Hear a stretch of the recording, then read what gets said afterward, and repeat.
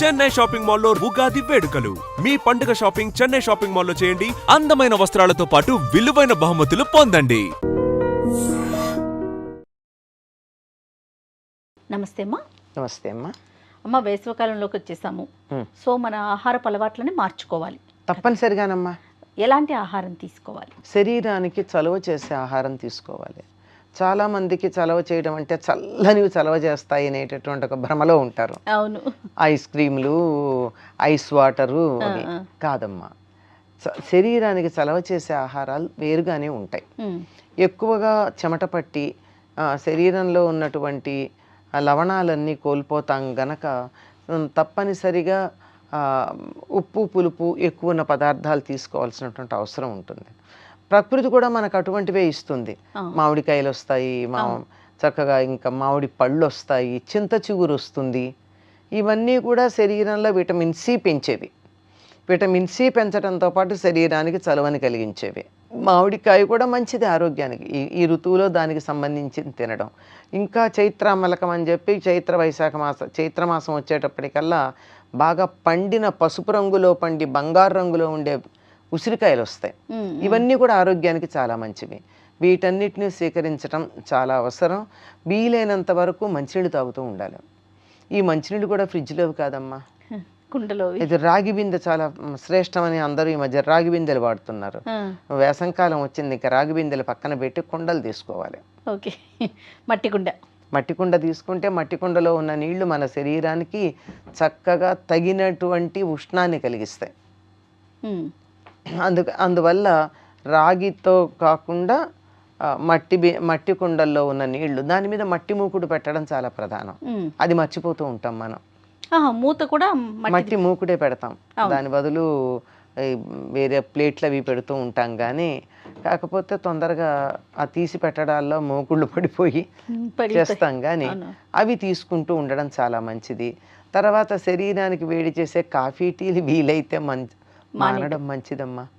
చాలామంది మానలేరు, కానీ తగ్గించండి. మానలేనప్పుడు తగ్గించటం ప్రధానం. దాని బదులు వేడివేడిగా ఏమన్నా తాగాలంటే రాగిజావ ఉండనే ఉంది కదా, అంతే. ఇంకా శరీరానికి చలవ చేయాలంటే సబ్జా గింజలు. ఈ మధ్య చియా సీడ్స్ అంటున్నారు. రెండు ఒకటే దరిదాపుల్లో. ఏమన్నా వెరైటీలో తేడా ఉంటుందేమో కానీ రెండు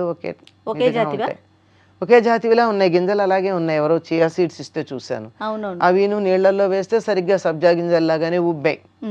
కనుక ఆ సబ్జా గింజలు వేసినటువంటి నీళ్లు దాంట్లో కొద్దిగా అలాగే తాగడం మనకి ఇబ్బంది అనిపిస్తే ఒక 4 చుక్కల నిమ్మరసం, ఇంకా తక్కువ పించ్ ఆఫ్ సాల్ట్ వేసుకుని తాగినట్టయితే శరీరానికి కావాల్సిన చల్లదనం కలుగుతుంది. లోపల ఉన్నటువంటి జీర్ణకోశంలో ఉన్నటువంటి చెత్తా చెదారం కూడా బయటికి వెళ్ళిపోయేటటువంటి అవకాశం ఉంటుంది. ఇంకా శరీరానికి చలవ చేసేటటువంటిది పుదీనా ఒకటి ఉంది. అలాగే మజ్జిగ. ఇక కాఫీ టీల బదులుగా ఏదన్నా తాగాలనిపిస్తే పల్చని మజ్జిగమ్మ. 1 కప్పు పెరుగుకి 8 కప్పుల నీళ్లు కలిపి బాగా చిలికి, ముందరే చిలకాలి. నీళ్లు పోసాక చిలికితే కుదరదు కనుక ఒక పెరుగుని కొంచెం నీళ్లు పోసి చిలికి మొత్తం మీద 8 కప్పుల నీళ్ళు దాకా పోయాలి. అలా పోసి దాంట్లో ఒక నిమ్మాకు కానీ దబ్బాకు కానీ వేసి మంచి వాసన వస్తాయి. దాంట్లో కొంచెం ఉప్పు వేసి, ఈ రోజుల్లో ఇంకొంచెం జీలకర్ర పొడి కూడా వేసుకుంటున్నారు కావాలని. ఇవన్నీ వేసుకుని ఇంకా అందుబాటులో ఉంటే కాస్త నిమ్మరసం పిండుకుని అది కానీ అరగరగా తాగుతూ ఉన్నట్టయితే చాలా మంచిదమ్మా. అందుకే అసలు ఒకప్పుడు ఏమనేవారంటే ఈ మజ్జిగని దాహం అనేవారు. దాహం పుచ్చుకుంటారంటే మంచినీళ్ళు అనుకునేవాళ్ళం మనం, కాదు మజ్జిగనే అర్థం. ఇప్పుడు మన లస్సీలని చిక్కటి మజ్జిగ తాగుతాం. చిక్కటి మజ్జిగ తాగితే అది ఆహారం అవుతుంది, కానీ శరీరంలో చలవ కలిగించేటటువంటి దాహం తీర్చేది కాదు. వీలైతే ఈ మజ్జిగని కూడా ఫ్రిడ్జ్లో పెట్టకుండా కుండలో పెట్టుకుంటే మంచిది. చిన్న చిన్న కుండలు దొరుకుతాయి కదా, ముద్దుగా ఉంటాయి. ఆ కుండల్లో కనుక ఈ మజ్జిగ తయారు చేసి పెట్టుకుని ఆరగారగా ఎప్పుడు కావాలంటే అప్పుడు ఇవి తాగుతూ ఉండడం మంచిది. వీటన్నిటికన్నా కూడానమ్మా చిన్న పిల్లలకి బాగా ఉండాలి అంటే, పసిపిల్లలైతే చిట్టుడుకు నీళ్ళని ఇచ్చేవారు. అంటే అన్నం ఉడుకుతూ ఉండగా ఉడుకు చిట్టుడుకు అనమాట. ఉడుకు పట్టంగానే ఆ నీళ్ళు తీసి పక్కన పెట్టి దాంట్లో కొద్దిగా ఉప్పు మజ్జిగ చుక్కలో వేసి పిల్లలకి అన్నప్రాసన అయిపోయిన దగ్గర నుంచి ఏడాది 2 ఏళ్ళు వచ్చేదాకా ఈ నీళ్లు కాసిన ఇచ్చేవాడు. వాళ్ళు రుచిగా ఉండడానికి అందులో నిమ్మరసం పిండి కానీ మజ్జిగ వేసి కానీ వాళ్ళకి నచ్చేటటువంటిది ఏదో ఒకటి చేసి ఇవ్వడం. కాస్త తినడం వచ్చినటువంటి పిల్లలు కనుకున్నట్టయితే వాళ్ళకి రాత్రి అన్నం దాంట్లో పాలు వేసి తోడు పెట్టి పొద్దున్నే పెట్టేవారు. అన్నంలోనే అంటే తోడు వేసేసి పాలు కలిపేసి అన్నంలో పాలు వేయాలి. అమ్మ అన్నం ఒక కప్పుడు తీసుకున్నామమ్మా, తీసుకుని ఆ కప్పుడు కొంచెం పెద్ద పాత్రలో తీసుకుని కప్పుడు కన్నా ఆ అన్నం నిండేదాకా పాలు పోయాలి. అన్నం నిండేదాకా పాలు పోసి దాంట్లో గోరువెచ్చని పాలు దాంట్లో తోడు కనుక పెట్టినట్టయితే ఆ తెల్లవారేటప్పటికి చక్కగా తోడుకుంటుంది, అన్నంతో సహా తోడుకుంటుంది. దాన్ని వీలైతే సూర్యోదయానికన్నా ముందు గనక తిన్నట్టయితేనమ్మా ఇట్లా ఉన్న పిల్లలు ఇట్లా తయారవుతారు. ఓ బలంగా అవుతారు, బలంగా తయారవుతారు. మంచి టోనింగ్ అప్ అంటారే, అవునవును, శరీరంలో ఉన్న కండరాలన్నీ టోనప్ అవుతాయి. వేసవి కాలంలో గనక అలా తిన్నట్టయితే ఎండ దెబ్బ తగలదు, బాగా బలంగా ఉంటారు.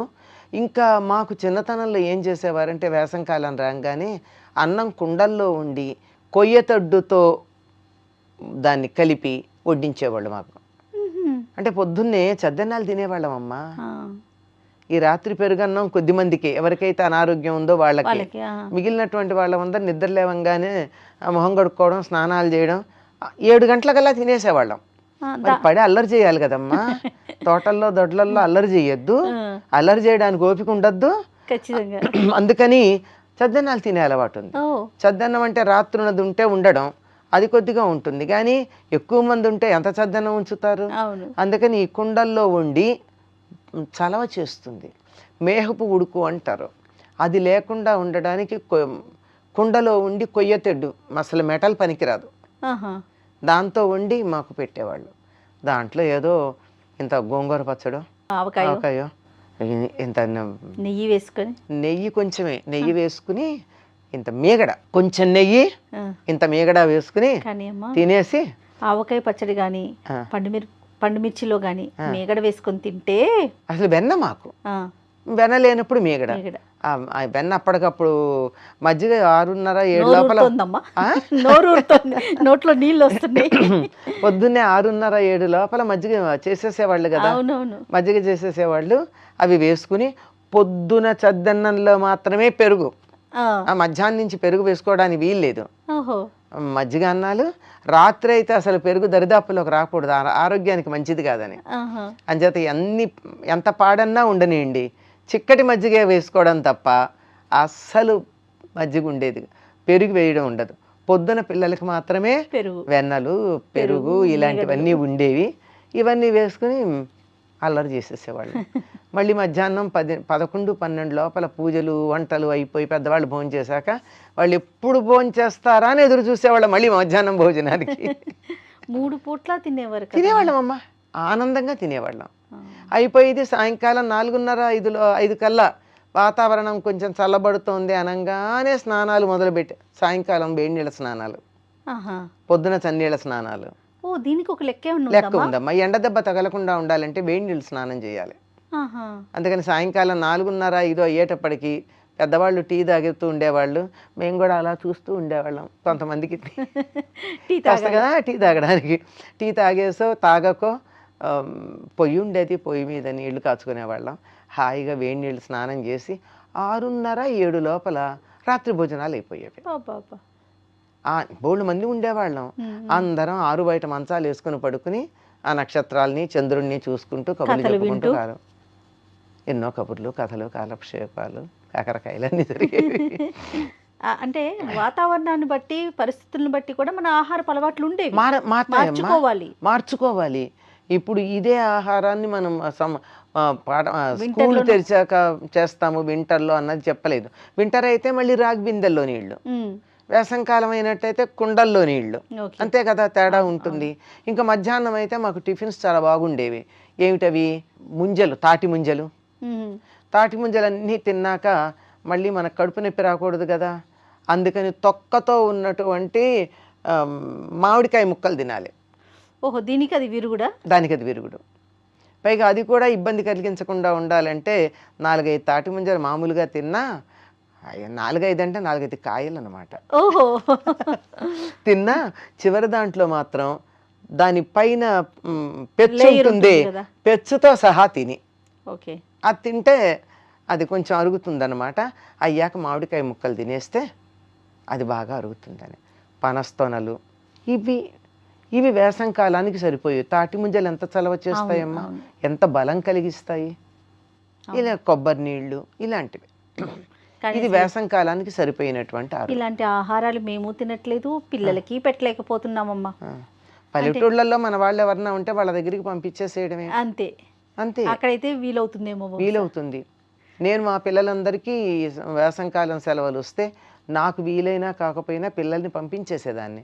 ఎందుకంటే వాళ్ళ పల్లెటూరు, ఆ వాతావరణం, ఆ సీమ చింతకాయలు, ఆ ఈత పళ్ళు, వాటి విలువ తెలియాలి కదా. అవును అవును. అవంటే ఏమిటో తెలియాలి కదా, ఎలా ఉంటాయో తెలియాలి కదా. ఏదో స్పెన్సర్స్లో కొనుక్కున్నవి కాదుగా మనకి, వాటి ఒరిజినల్గా ఎలా ఉంటాయో తెలియాలి గనక అక్కడికి వెళ్ళి వాళ్ళు బాగానే వాళ్ళ జీవితాలని ఆనందించటానికి మనం కనీసం సౌకర్యం కలిగించాలి, మనం ఇవ్వలేకపోయినా. అవును, రైట్. ఇది చాలా ఆరోగ్యం అమ్మా. ఇవి మజ్జిగ ప్రధానం, పల్చటి మజ్జిగ. సంతోషం అమ్మా. నమస్తే అమ్మా. And for more videos, Please subscribe to iDream. Please subscribe to iDream. Please subscribe iDream. And please subscribe to iDream. For more videos, subscribe to iDream. please like, share and subscribe to the channel. Congratulations, iDream. Subscribe to iDream. Subscribe to iDream. So subscribe to iDream Media. iDream ki iDream team andarki huge congratulations. Please subscribe iDream Media. Please subscribe to iDream. Subscribe iDream. Please subscribe to iDream. iDream అంటే నా కళల ఛానల్ను subscribe చేసుకున్న నోరు తిరుగుతలేదు, మీరైతే గంట గుర్తు కొట్టండి. For more such videos, please subscribe to iDream. Subscribe to iDream. Please subscribe to iDream. Please subscribe iDream Media. Please do subscribe to iDream. Please subscribe to iDream Media. For best entertainment and information, please subscribe iDream. And don't forget to subscribe to iDream.